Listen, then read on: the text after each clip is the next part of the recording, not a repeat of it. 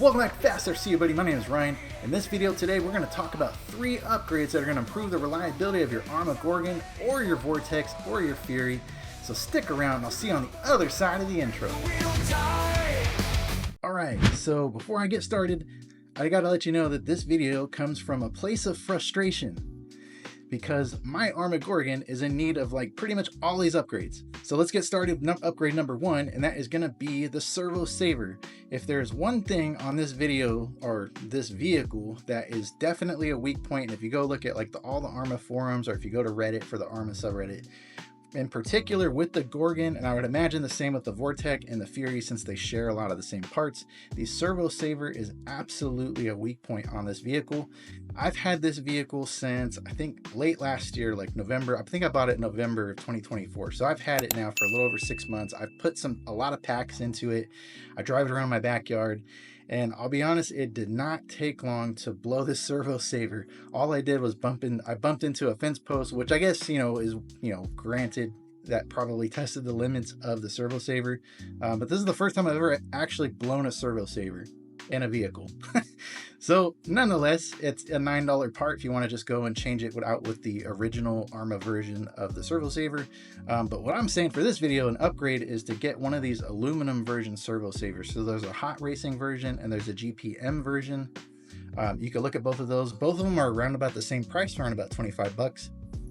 I think with the way this vehicle is set up, it would probably be money well spent to just go ahead and upgrade that Servo Saver to an aluminum version and just not have to worry about it again.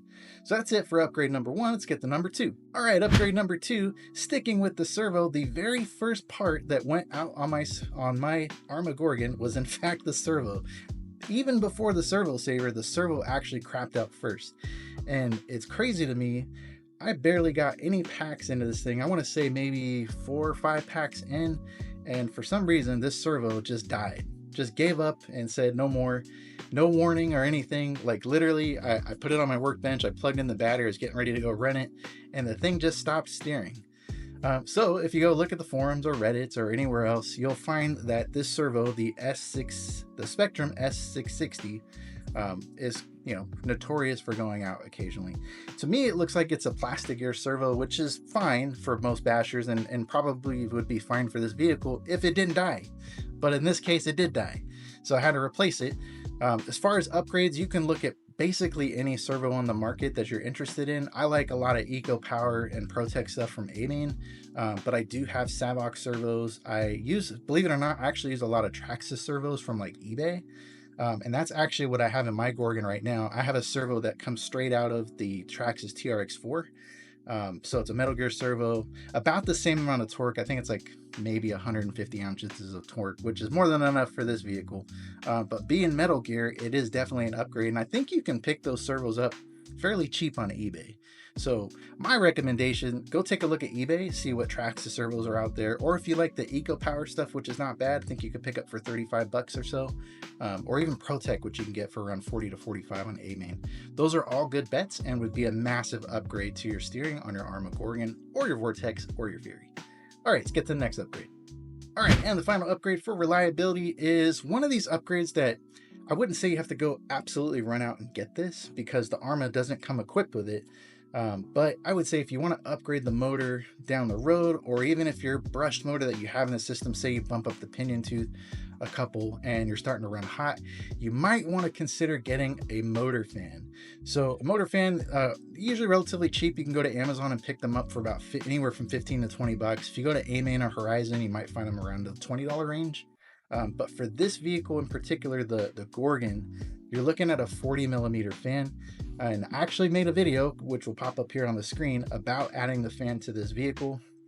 Plus I got like a fancy fan, motor block grill on top of it. But the motor fan, I see it as an upgrade or a reliability upgrade. Especially when you start talking about temps on a brushed motor, you want to try to find a way to keep those temps down. And so adding a cheap fan to keep air moving across that motor, especially being encased in the chassis of the Gorgon, will help to keep those temperatures down. And so you'll see in some of the clips that the fan that I got, this Rocket RC fan, this thing blows 16 or spins supposedly at 16,000 RPM, but Whether it does or not, all what I do know is you can feel a pretty considerable amount of air blowing out of the cavity around the motor. And so overall, I think that's actually pretty good and is definitely an upgrade towards reliability. So that's all I got for the upgrades. Let's go ahead and get the final thoughts.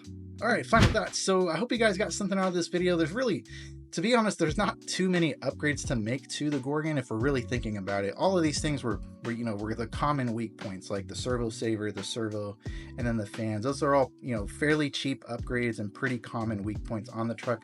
And I think that goes to tell us that the Gorgon itself is a fantastic truck, fantastic basher, and there really aren't many weak points on this thing.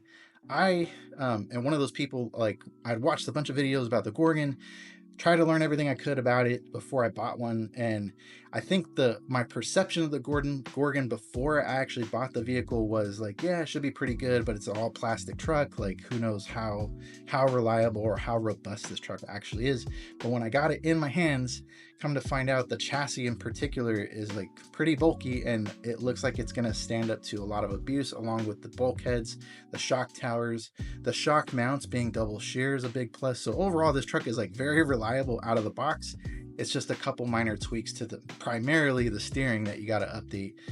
But now that I got these updated in my truck, I expect this thing to be pretty much bulletproof unless I go nuts with speed and add a huge brushless system and all that. But that's all I got for you guys. I hope you got something out of it. If you're interested in more Gorgon content, I would urge you guys to check out the Arrma Gorgon playlist that I got on my channel. I'm doing a whole series of videos, this being one of them. I got a couple other videos already with the first impressions and the fan motor upgrade that I did for the Arrma Gorgon. I got more to come. I got actually another video I'm going to do here on a brushed motor upgrade for the current SLT2 system. Right now it's got a 550 can. I'm going to be looking to put the 665 motor out of the Typhon into the Gorgon and see if that even makes any difference. But nonetheless, I got a lot more content to come. So if you're into the Gorgon, I'd urge you to go ahead and like, subscribe, and I'll see you on the next one.